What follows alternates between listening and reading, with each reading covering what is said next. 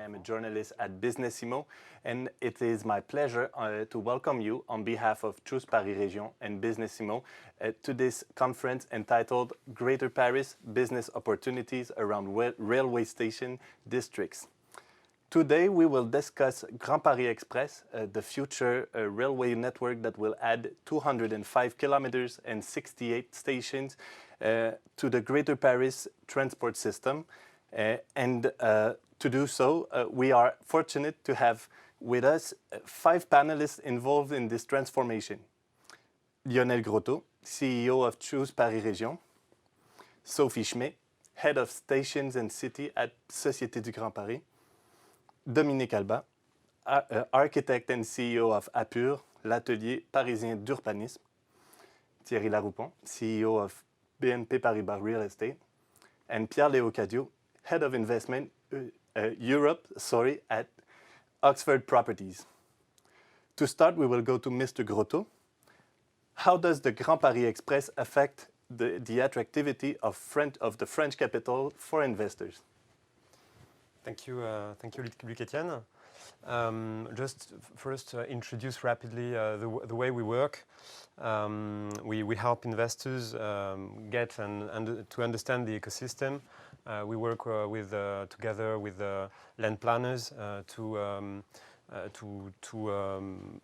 attract end users to the most regional emblematic destinations in Greater Paris, and we do so with a governance which is mixed, public and private, which allows us together to build this vision, of which I'm going to present some elements today.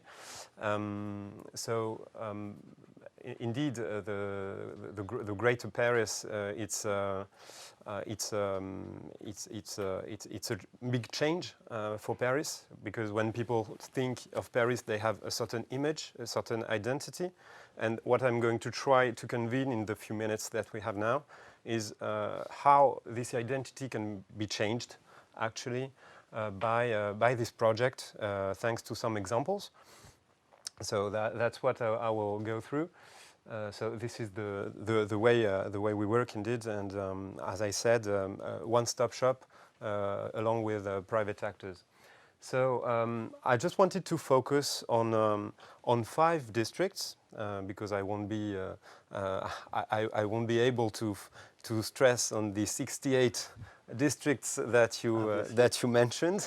Would be a bit long, but I think these 5 districts are quite iconic of the Greater Paris of tomorrow, and brought together they represent, I think, a new identity of Paris.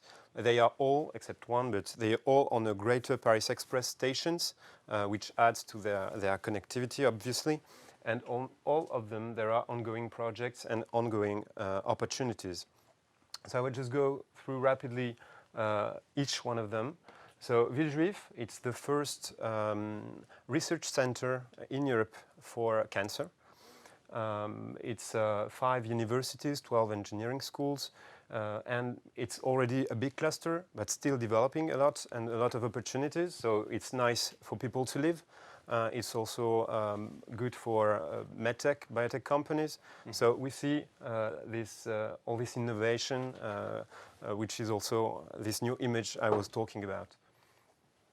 Charenton-Bercy, just opposite the peripheric east of Paris, so immediately next to Paris, and it's quite an incredible project carried out by incredible people, may I say, and with a vision of creating a cluster around image, film production, gaming, creative, innovative industries. So quite an interesting project in the very heart of the metropolis. Third one, Saint-Denis-Pleyel. People know Châtelet, the center, very center of Paris. Saint-Denis is the new center of Paris. Already 3 existing transport lines, 4 more coming with the Greater Paris Express. It will be a major hub, unmissable hub for an investor, with major developments ahead of the Olympic Games coming. So it's I think it's really something to have in mind. Fourth one, Les Ardoines. Why is it part also of this identity I was talking about? Because it's manufacturing, urban logistics, and we are going to talk a lot, I think, also about the city reinventing upon itself, which is really the case here. And we are willing to attract more manufacturing industrial activities. So guys, for instance, we have a multi-floor logistical and industry building to accommodate this kind of industrial activity, and we are keen on having more investors in this same kind of activities, and also end users, obviously, to fill in those buildings. So last one, Cité Descartes. It's the hub for a smart city, smart construction, a lot of academics, a lot of companies also, and I think that completes the panel of five I was talking about. Just one last figure, and I'm done. It's interesting to see that investors are buying buildings along the stations, so they understand the project. They are already ready to buy and see for what happens next, and also international investors. So I think that was worth mentioning, because it's a way of showing that it's really understood, or as of now, by the private sector. Great. And we talk about Grand Paris Express often in the future, but construction has already started with line 15 South and 16, if I remember correctly. How is the Grand Paris Express progressing, Sophie Schmitt? Okay, the Grand Paris Express is the biggest project in Europe at the moment, with 200 kilometer infrastructure and the objective of 2 million travelers per day, like the Parisian Metro actually now. So it's a double offer of infrastructure for transport, public transport, with 68 stations. That's enormous, and with the average speed of 55 kilometers. The opening begins, like you said, 2024 until 2030.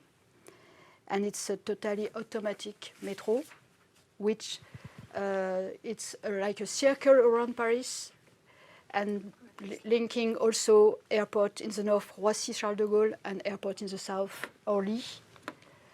So it will be a very important effect for inhabitants in the suburb of Paris. And it carries with it an enormous potential of investment and urban development. About, as you said in your introduction, 80 billion euro. 2020 was the crisis for everyone in the world, for us also, and we have to stop for a while the tunnels boring machine, because the boring machines are very.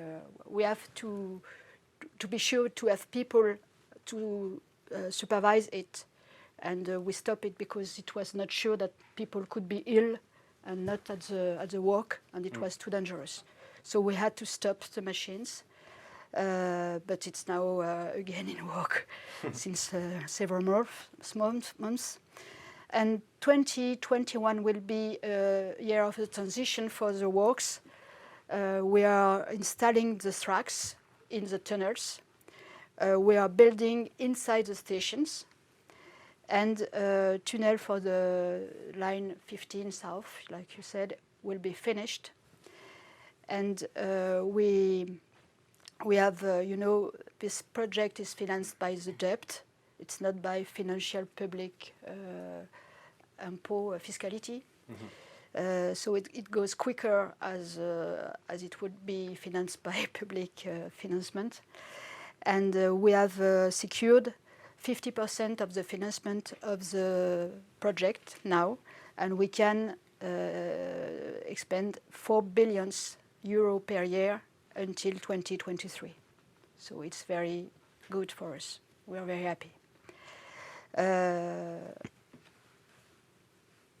I will take after I just leave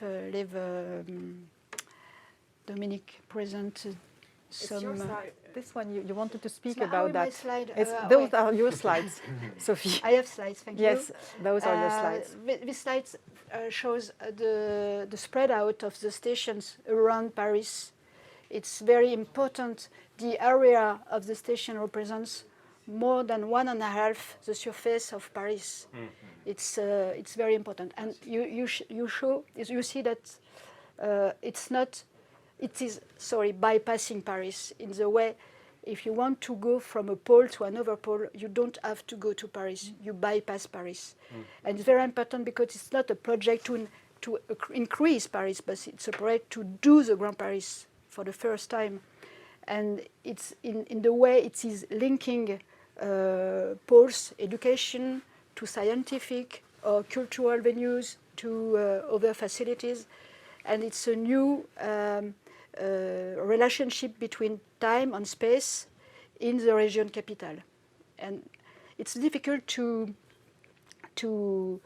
feel the effect of that now, because when a project is changing the relationship between space and time, you can feel it only when it opens. So, but we are professional, and we have to anticipate this effect by creating new neighborhoods, which are the new regeneration of creating Grand Paris. Great. You want to comment this one, Sophie? Yes, it's to show the doublement of the area accessible by the effect of the Grand Paris Express. The yellow is the area that you can reach in 45 minutes now, and the pink is the increasing area that you can reach in 45 minutes.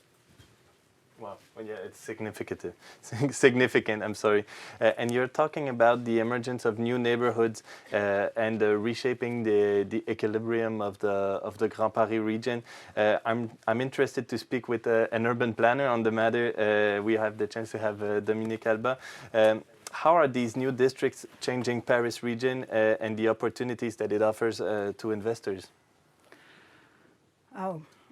Perhaps I may just take this slide because Sophie didn't speak about it, but it shows what you have in red are all the transformation projects you have here in the Great Paris region.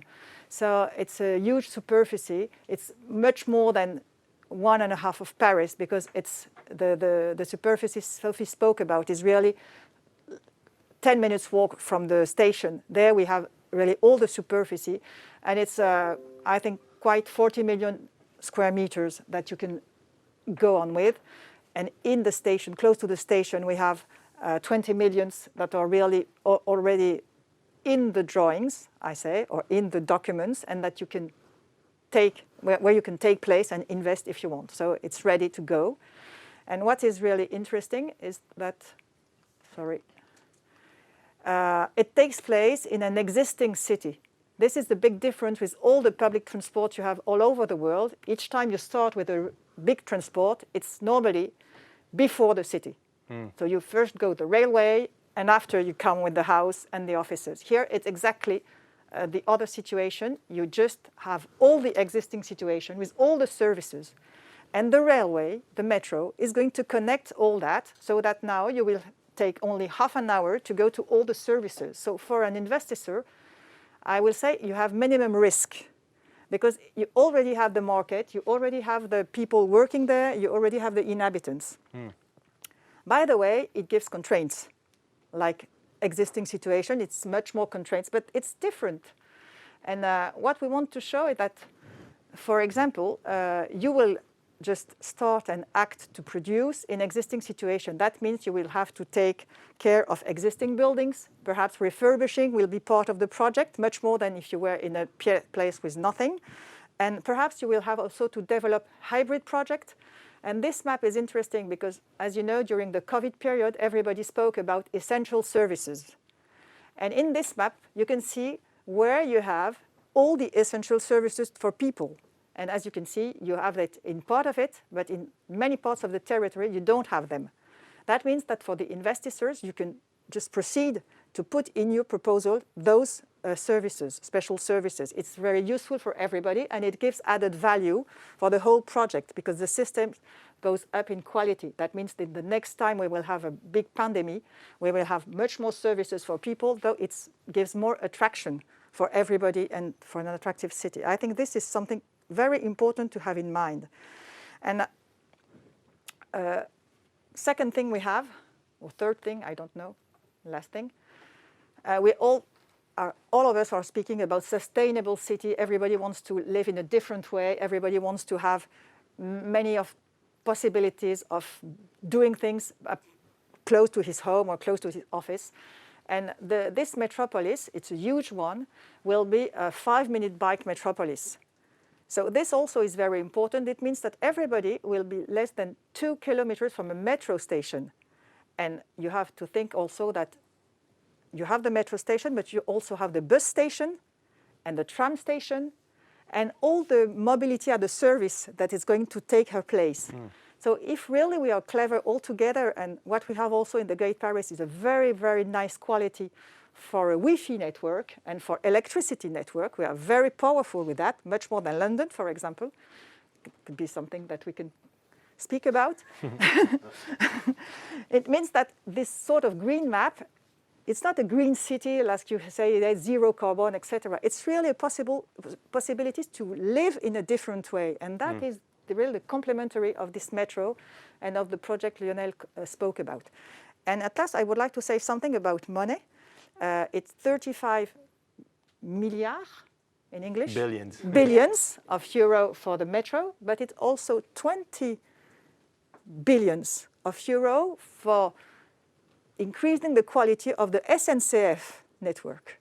And as you know, Paris is the city that you can in which you can go with the train. Is the most accessible capital of Europe with the train, because we have all the TGV connection.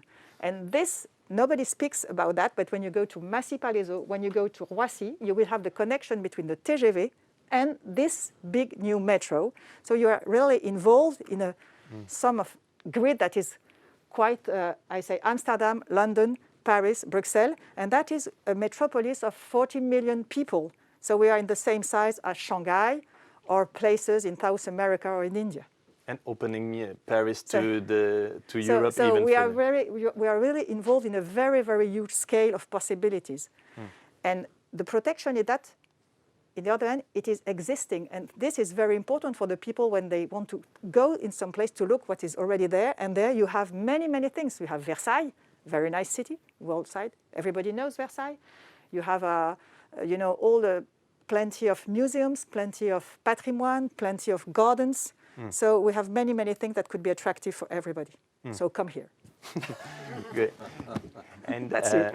Just before we continue, I just want to remind people watching at home or in their office that they can send their questions to our panelists, and obviously we will have time to address them when everybody has had its chance to speak. Mrs. Alba says for investors should come. She says that the investors should come here. Sorry. Maybe we can talk with someone that is already very active in Paris, in the Grand Paris, both as an investor and a developer. Monsieur Laroue-Pont, what does Grand Paris Express represent for your group?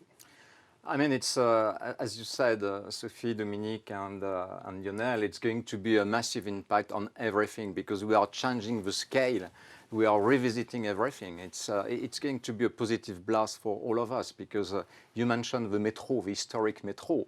I mean, once in a century, you have that kind of surprise in your life because if you talk about 68 stations, 200 kilometers of rail networks, it's going to massively impact not only the perception of Paris and the Greater Paris, but the interconnections between the cities around Paris and the links with the region. So it's really very powerful for the investors. And I think that the sanitary crisis we are going through is also increasing the appetite from investors for mixed-use projects. And being close 5 minutes or 10 minutes walking within these 68 stations is going to massively impact the appetite of investors and the requirements from users on something which is much more diversified because of the lockdown, our people have got used to remote way of working, which means that the concern on a better work-life balance is key and people don't want to lose 2 hours driving. And what you said in terms of the 15-minute city is very important. We have a big challenge in Paris, which is that we have one of the biggest European office stock. We have 55 million square meters, but the stock, the existing stock, is aging. We have less than 10% of the stock, which is less than 10 years. So we had a big challenge to diversify the products we are proposing to the investors because we used to be, I would say, in a position of number 2. We are now number 3 in terms of investment volumes, UK being still number 1 at 60 billion, followed by Germany at 45 and Paris at 28, but we used to have a position of number 2, and I'm pretty sure that the way we are going to work around Paris will increase, I would say, the scale of the schemes we are going to develop, the diversity of the schemes, and the positive carbon footprint, which is really required by investment within their CSR criteria of investment. Just to give you an example of investments we have made as BNP Paribas, both as a developer and an investor. Our future headquarters, which is called Metal 57, which is a reconversion of a former industrial plant, will be based on the station 15 Pont Sèvres, which will be completed by 2025. And that building has been bought by Caisse des Dépôts and ACM, €500 million. And I think that the proximity of the station has been key in the criteria of investment and in the criteria of choice as BNP Paribas real estate headquarters. We have also massively invested in Saint-Denis, in Nanterre, in Bagneux, and if you see the map which has been shown and shared by you, there's a direct connection between the major investments which have been made by BNP Paribas Real Estate, both with the investment branch and property development branch, and the location of the 68 stations. So I think it's, I would say it's a once-in-a-lifetime opportunity for all of us. And I think that it's going to boost the appetite from domestic and international investors towards the Greater Paris region. Great. We have the chance to have an international investor with us. Pierre Leocadio, Oxford Properties, is a Canadian investor active on the global stage. From an international investor perspective, what does the Grand Paris Express represent? How do you see this major undertaking? Yeah, sure. Thanks, Luc-Étienne. So maybe before answering this question, let me present quickly our group, Oxford Properties. So Oxford Properties is the global real estate arm of OMERS, which is the defined benefit pension plan of Ontario municipal employees in Canada, as you mentioned. So we invest and manage on behalf of OMERS, but we also manage on behalf of co-partners and investment partners all around the world. So we today invest in, develop and manage assets across 6 sectors, 4 continents, and we manage more than 100 million square feet. So we are a true global investor. We invest and we have capital deployed in offices, in retail, hotel, logistic, life science, industrials. For us, really scale matters because, as I mentioned, we are a large investor, and that's really also like a unique opportunity for us to get access to certain product and to reach our clients. So having that in mind, and going back to your question on, how do we look at the Grand Paris project and what opportunities we can get from this project. So first, I would say that creates opportunity to invest at scale. And I think we touched a little bit on that, and we've seen some major projects presented earlier. When we look at this project, they are significant. We're talking about hundreds of thousands of square meters to be developed. So going back to the scale, that's an opportunity for us really to get our hands and invest our capital into this project. Because if you think about Paris as of today, you don't have many development opportunities. There are very few every year. And here with the Grand Paris project, we're going to widen the opportunities for investors like us to deploy capital. So that's point number one to me, the scale of the project. Point number two I will highlight is also the fact that we have access to multiple sectors. And to me, that's also like an important one because, again, if we think about development opportunities in the past available just in a city center of Paris, that's mainly around offices and residential, maybe a little bit of hotel and retail, but a small project. And here, when we go into the Grand Paris project, we are seeing opportunities in logistics, we are seeing opportunity in the healthcare with the Campus Grand Park that we just mentioned before, but also like in other sectors. So that really widened the spectrum of opportunities and sectors where we can invest. And I think as an investor like Oxford Properties, but like any international investor, diversity of the portfolio is key. And especially with the crisis we are living, I think people want to diversify and have the capital deployed in multiple sectors. And the last point I will point really with the Grand Paris project is I think it is extremely important for a city like Paris to invest in its infrastructure to make sure that you can really support like your growth and attractiveness. And at Oxford, we are like a big believer in getaway cities, and Paris is one of them. That's why we've been investing here since 2014, and we want to continue to invest. But for major cities like Paris to be competitive at a global stage, they need to invest in the infrastructure. And we mentioned, a couple of projects that we've seen globally. New York have invested massively in the past on the infrastructure. London is doing that with Crossrail and, with the investment on this project for like many years. And I think that's what we are starting to see like in Paris at a big scale, and which is really great to see. And to me, it means for Paris, again, like when we think about Paris, the size of the city is quite small, like in terms of like size and territory, if you compare to like a city like London.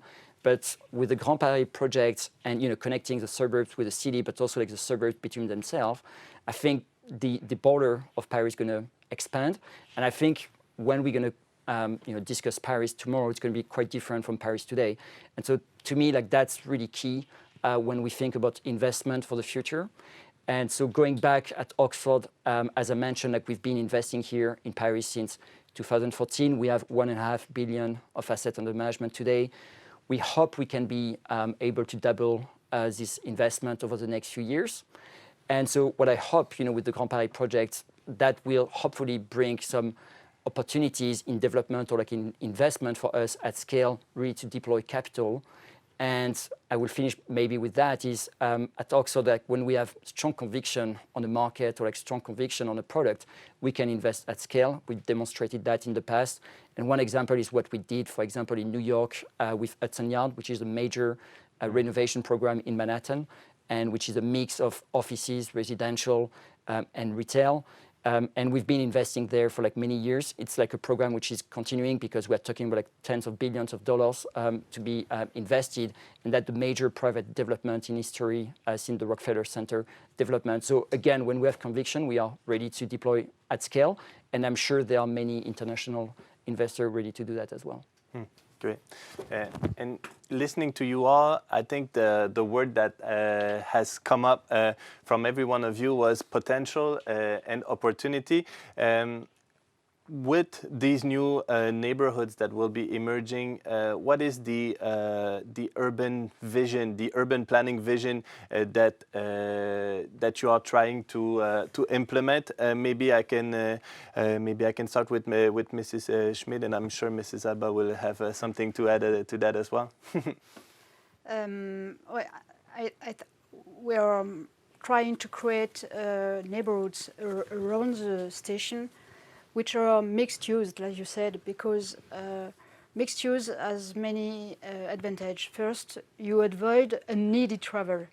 It's funny that I say that because I am leading a transport public, but I think now, and we did experiment it with the crisis, travel is now a choice, not a constraint, which I choose if you want to travel or not. So if the neighborhoods are mixed used, you can stay if you like, for working, for home, for shops, everything you can do here if you like. Second, we have to find the good density of the construction, it is, for example, enough density so that shops and services can prosper, because we need them, but not too much so that it is livable. It is that means for me large public spaces, vegetation, and if I can see the sky under the building, it's good, for example. And third, reversibility and evolutivity of the buildings. Human behavior is changing fast. We have seen this. So the investment must be resilient to be attractive. And we want that the construction integrates in itself the possibility to be reversed, build offices in houses or whatever. And I want to listen to the investors of this manner. And fourth and finished, the neighborhood of station is a hub because the accessibility is fantastic. So, as you said, Dominique, 80% of the stations are interconnected to the existing network. So it's very increasing the possibility to go somewhere in the metropole area, and it's meant to reduce the use of car drastically. Very. But I want to listen to you for mixed use of neighborhoods. Mr. Leocadio. Sure. I'm happy to touch a little bit on that, because I think we can debate a lot on this one. But I think, as an investor, I think our role is making sure that we can satisfy the demand of occupiers and our clients ultimately. So definitely mixed city is clearly key everywhere. And I think it's not just a topic in Paris, it's a topic in every city all around the world. I think what people now expect is not just having a sub-market where they go for walk and another market where they just live and another market where they just go shopping. I think they want a little bit of mix of that, and they want to walk, live, and play in the same place. I think it's key. So definitely that's a trend. Now to go to this objective, I think it's going to take some time, because obviously you mentioned converting offices in residential. Clearly, I think we are looking at those kind of opportunities, and many investors and developers are looking at these opportunities, but sometimes it is tricky financially to make it work, and sometimes it is tricky with the regulation to make it work. But we are seeing clearly a trend where mayors and public authorities are pushing for that. So now it's making sure that financially it's viable, and I think depending on the project, depending on the location, that will be the case. But again, I think it's a trend. It's going to take time, but that's the direction we are taking, investor, developer, public authorities, and I think that's the right thing. Mrs. Alba, I think you had something to add. Yes, perhaps. To say it in a different way, we could just say that you have three parts in the building. The one that's connected to the ground, that is really the place where you want to have shops or something else, and the value is not evident because at the starting point it has no value because there's nobody or not so many people, and perhaps it may have very high value. After you have the current part, I think there, what we want is that this can be something and something else. It's not so easy, but by the way, it happens now. And after you have the rooftop that is given for pleasure, but also for agriculture or for energy or what you want. And what we try to install is to think the investment in those, taking care of those three parts, saying, can you take this ground floor out of your money model, take the between, it can be very high or very tall, it depends, because all these 68 possibilities have one thing in common. They are all different, but hugely different. So in some place, perhaps you will have towers, and in some place you will have only very low building. We don't know, or refurbishing only. So thinking perhaps for the investor, it's not a package where you, it's just a package, but the ground part is something you can deal with everybody, you can change all time. There you have your current part, you make your money, or you try to. You take the risk, and you have the roof that's something for dreaming, perhaps.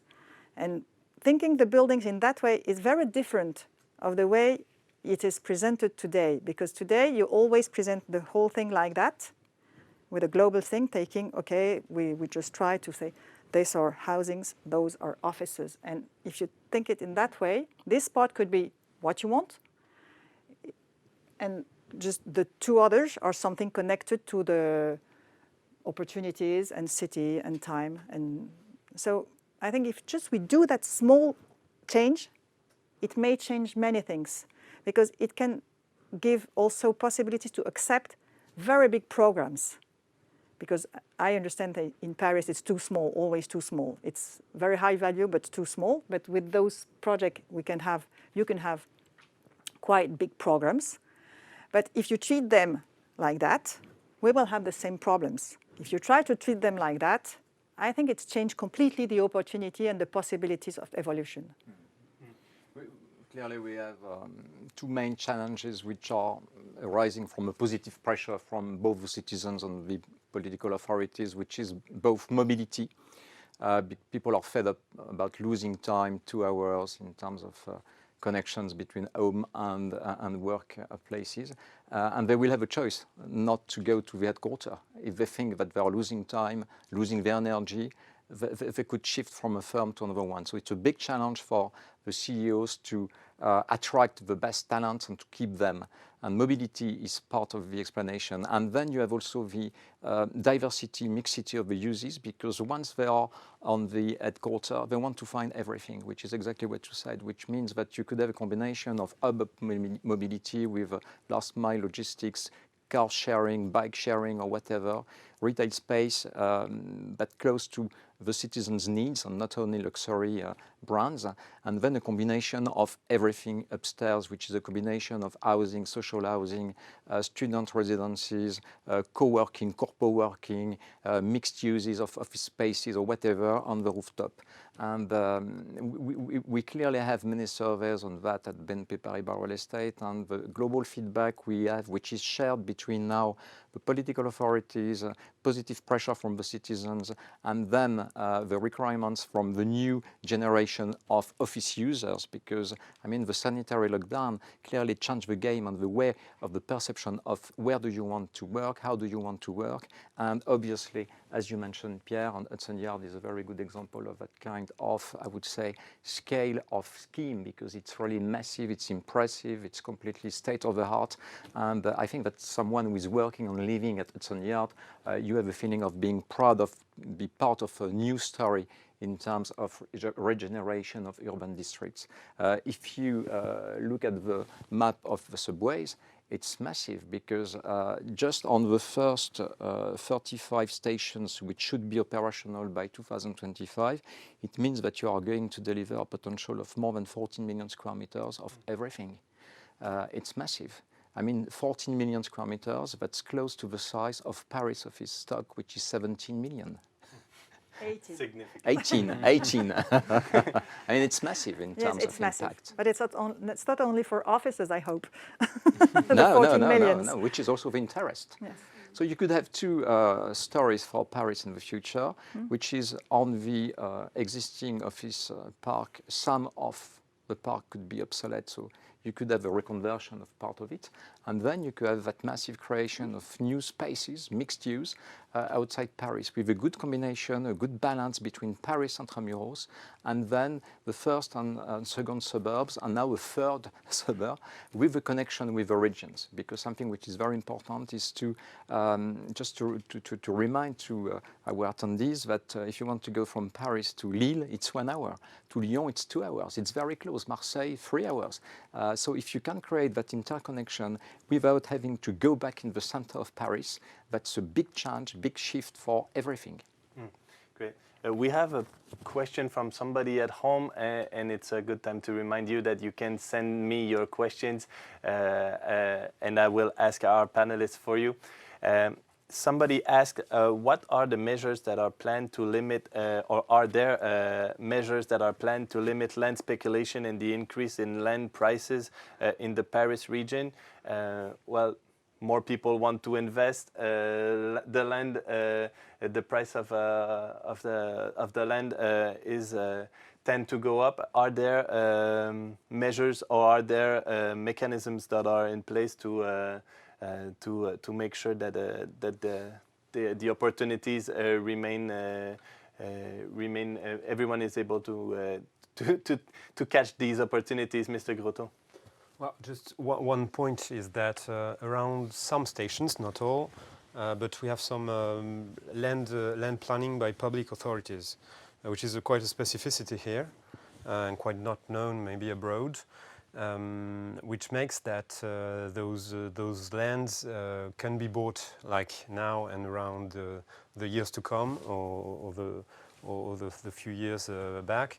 But some land is already, since a long time, maybe 10 years or more, public land, which allows for a public planning of the land, which allows for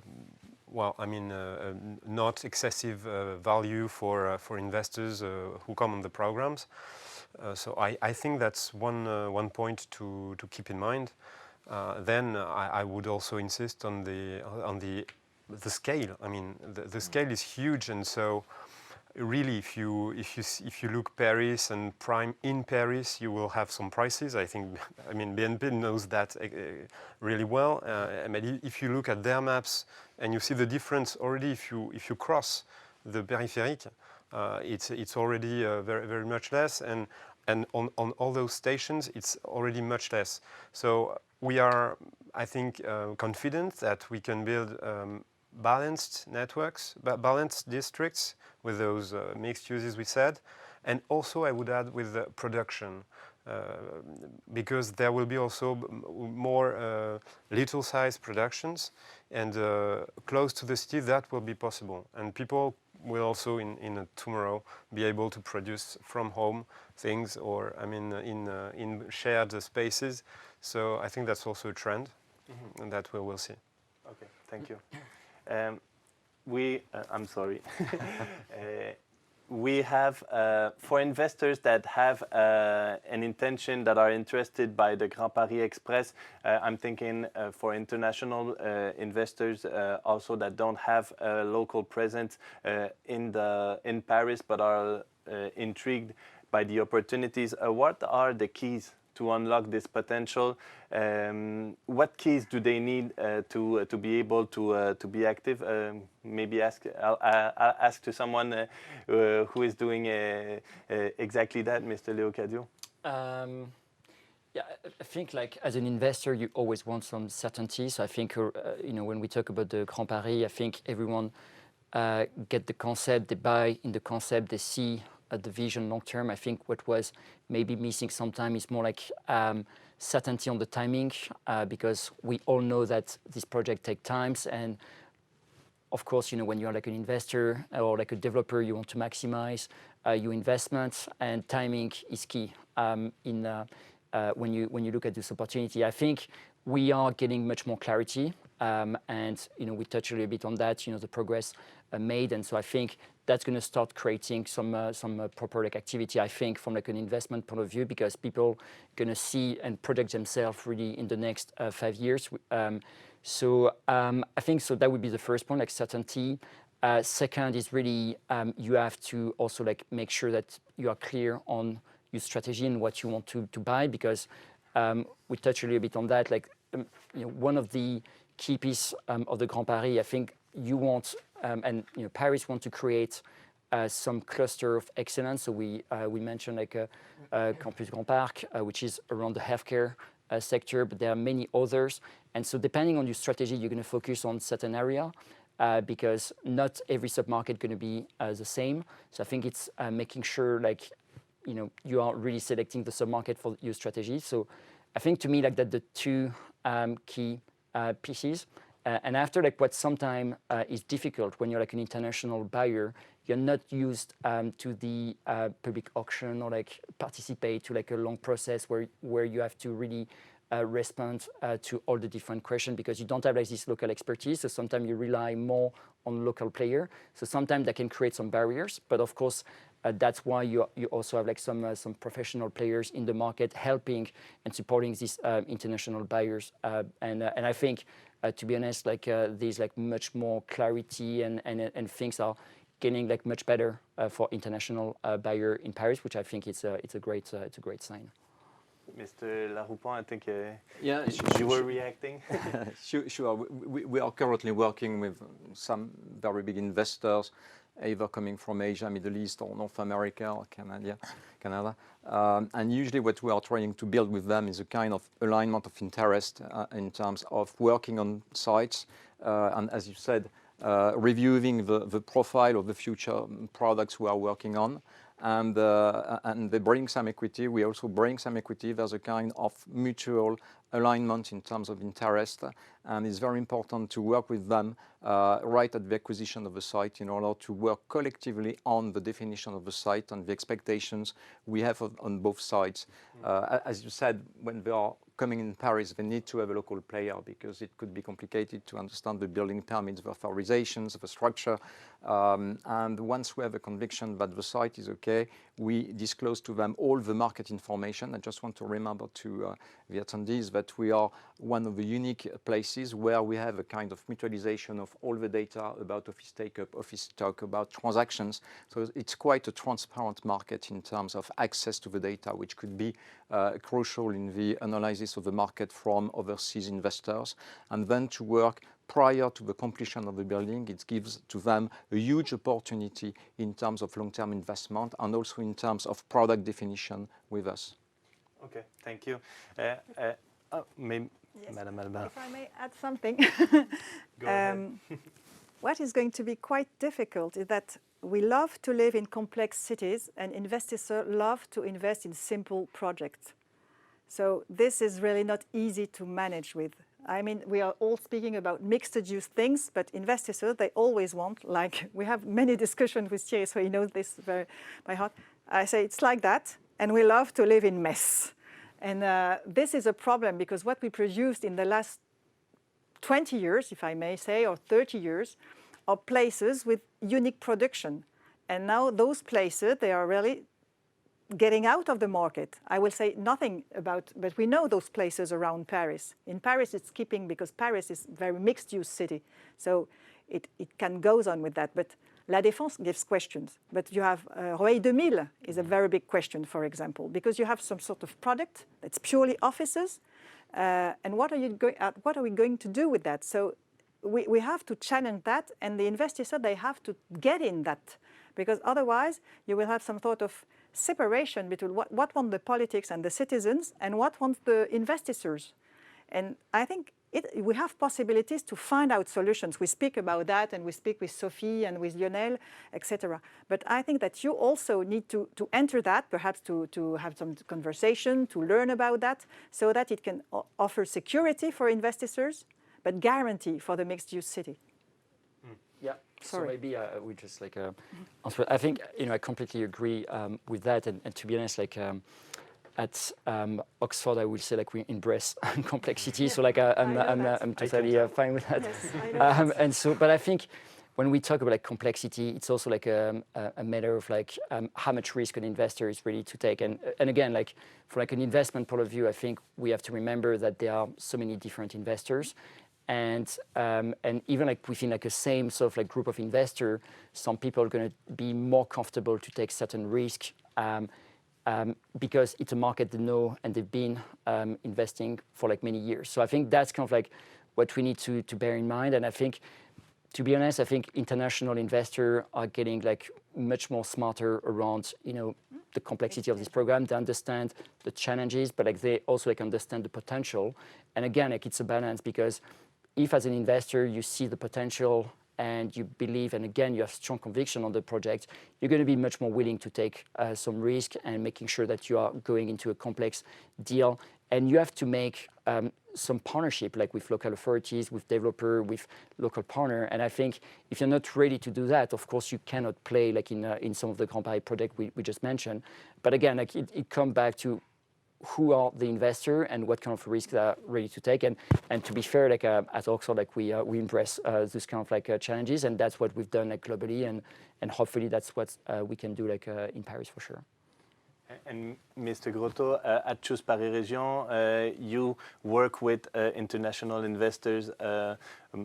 How do you accompany them in this process, and what tools can they find to be able to unlock this potential as we said? Well, I think the strength of the way we work, or try to work, is to really have a network.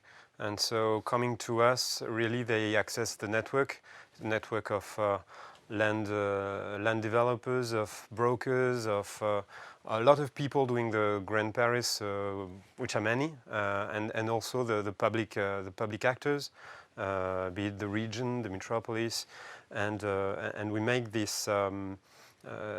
We try to help all these actors create the opportunities and make them visible also. So when they come to us, really they can be put in contact with those with these opportunities, and we can also think of what we can do together with them concretely. Just some examples of what things we're doing. We've been doing a list of 26 industrial sites that are available, ready to use. So that's work we've done with all the work with the local authorities, and we're going to do the same with the data centers, because we were talking infrastructure, and I think one of the main strengths of Paris is also its strong digital infrastructure for fiber. We'll be full fiber this year and completed in the Seine-et-Marne department in 2 years. And the data centers, we are also one of the major hubs in Europe for data centers, and we will to go further, because there is a lot of demand. And doing that, we also have the data. There is very strong sense of data here by private actors, also the public actors. There is a 3D model of the region which has been developed, and a lot of data which is open access. And I think that is also for investors a key. So they will be able to access all these opportunities, land opportunities, and available programs, and all the data they need around the districts on a digital support. Okay.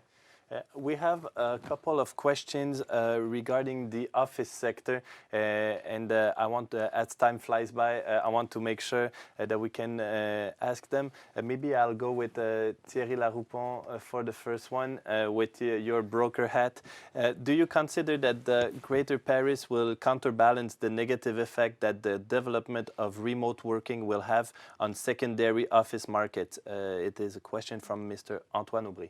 Okay. I mean, it's fair to say that 2020 has been a challenging year in terms of office take-up, because we have achieved slightly over 1 million square meters versus 2.2, 2.4 million square meters in the last 2 years. So it's a big drop in terms of consumption of space. We have been working with our research team on the assessment of what could be the future in terms of office take-up in London, in Germany, and in the UK. And if you combine, I would say, 2 days of télétravail, remote working, and flex office with a ratio of 0.7, that would mean that instead of 2.2, which is the 10 years average for Paris, we could go to 1.8, 1.9, which is still quite good compared with other European cities. So it's minus 20, minus 25%. There's the reverse part of it is that there's a flight to quality from the biggest occupiers who are working for. They say it's clear that we want to reduce the space we are going to use, but we want to upgrade the quality of the space we are going to provide to our people. The example you gave is a very good example in terms of new design of office buildings with a level of amenities, of services, which is in the environment of what you could find in some hotels, for instance. So it could rebalance the way we are using office space in the future. I would say a decrease in quantity, but I would say an improvement in terms of quality of space, which is going to be let by occupiers. Okay, and we have a picture. What I'm saying. We have a question from Mr. Neil Gisicki, who is asking, how will the rents for offices evolve in Paris CBD and in the Greater Paris districts, and how much of difference do you see happening between the two? Maybe Mr. Leocadio, I don't know if you. Sure. I think that's the Tackle question of the year. So I think, yeah. No, look, I think it's kind of like linked to the previous question, right? It's what is the future of offices and what do we believe? I think the honest answer is like we don't know yet the long-term impact. I think to me, I see the COVID crisis as an acceleration of a trend we've seen over the past years. I think over the past years, maybe we knew, but like we didn't really want to change our ways of working. I think COVID sort of like we now realize, and I think people now like in the future gonna change dramatically or not, depending on the sector, because again, like I don't think we should make a general rule for occupiers, because certain occupiers need proper space for their employees. Some other can work from home. So again, so we need to be a little bit cautious, you know, when we make like this general comment. But what I will say, like, and I will echo the comment before, I think there's a future for offices, definitely. I think if you ask any CEO of like different companies, like the first thing they're going to say is like they want a culture and they want to attract talent. How do you have like a culture and attract talent if you don't have like a space to collaborate and work together? So I think the offices will remain. Offices will be used differently, as it was mentioned, more services and more with like a mindset of like hotel. How can you provide the best space for your clients? And so to me, like occupier is going to be very focusing on the quality of the asset, the location, and the submarket and the surroundings. So going back to the comment we mentioned, like we don't want potentially just to go in a submarket where there are just like offices, no services, and which doesn't really relate to the sort of like culture you want to bring as a CEO of a company. So on your question, to me, I can see like rents in a city center of Paris still going up over the next few years for the right building and the right location. But obviously, like it's going to be counterbalanced with other submarkets which are going to suffer. And in these submarkets, we're going to have to think about how we reconvert this building into something else, because there is a future for this building for sure. And that's the key question. And interesting. And there is a question from Mr. Denis Granger on the same topic. He asks, what will be the need of offices in this project? Do you plan some special zones, or do you see it being sprinkled, if I may, a little bit everywhere? We talked about mixed use. How do you see offices and business districts being implemented in the Greater Paris region with the Grand Paris Express? The weight of the programmation is principally for residential programs and some offices too. We launched 15 days ago 30,000 square meters in Cachan, which is a place with two lines, RER B and 15. And it's half offices and half residential, and with shops at the ground. So it's an example of mixed use. But sometimes we can't put residential in the program because of the plane. Under the airport, near the airport, you can't construct residential because of the plane. So in this part, it's economic and activity development in the program. So only. Like Cachan, it's mixed use, completely 50-50.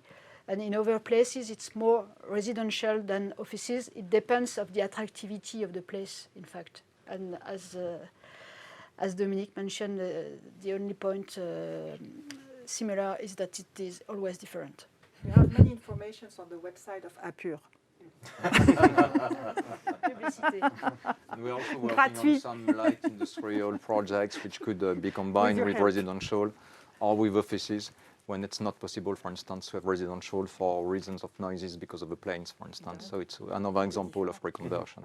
Okay, and because I see that we are near the end of our hour, and obviously over the last year, the elephant in the room has been the COVID pandemic, which has reshuffled the deck in a number of ways. Does the pandemic affect the attractivity of the Greater Paris region? Maybe Mr. Grotto?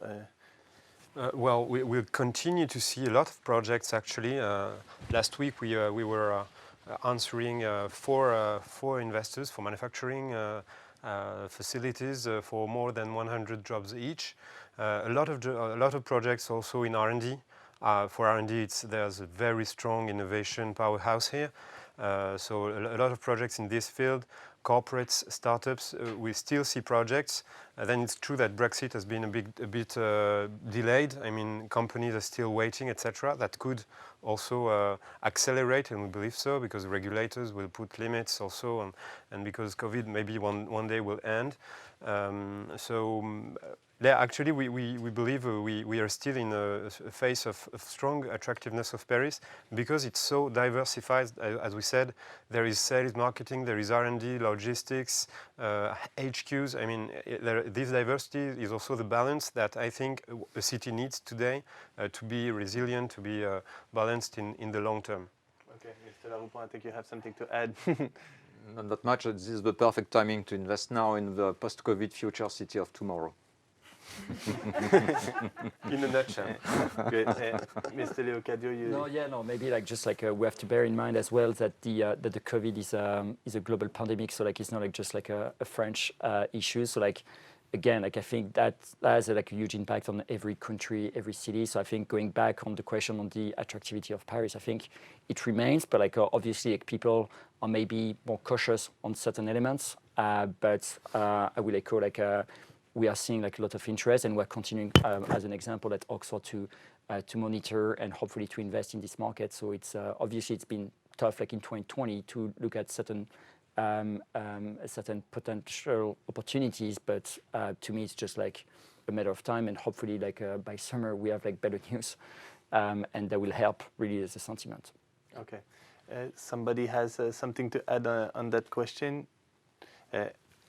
I'll take the time if we have a couple seconds left. Mr. François Moss asked, how do you see office lease structures evolving post-COVID? Is that something that you have something to add before we're done? I mean, there's a global need for flexibility to a certain extent. So we could use the co-working or corpo working, which could bring some flexibility, which could be additional of the existing lease structure. Okay, Mr. Leocadio. I think clearly we are hearing a lot about flexibility. That's a reality again. I think we have to adapt to occupiers. At the same time, as an investor or as a lender, you want to have some certainty on your cash flow and on your investment. So obviously, the flexibility has a limit at some point, but also for the occupiers, because if you're an occupier and the place matters, you want to make sure that you secure this place for a long term as well. So it's a balance. Okay. Well, I have a signal that I think our hour has passed by. Thank you very much to all for this. I'm sorry for for this great exchange and for this insight. And thank you all at home to have joined us in this conference. Obviously, if you have any questions, you can send it to us, and we will answer them as best we can. Thank you all, and have a good evening.